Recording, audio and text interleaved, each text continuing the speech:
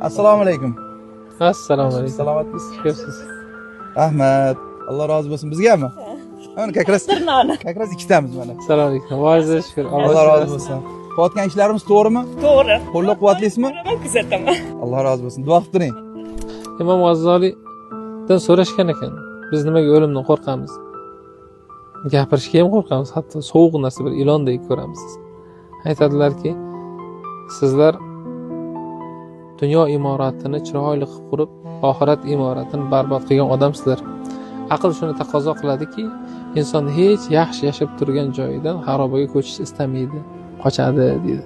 Lekin sen ming istaganing bilan, "Yo'q, men bu uydan chiqmayman" deganing bilan o'lim farishtasi bir kun keladi, shuni chiqarib nariga qarab otadi.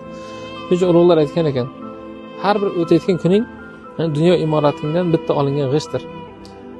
Bu g'isht borib seni jannatingdagi qasringga qo'yilishi kerak har kuni.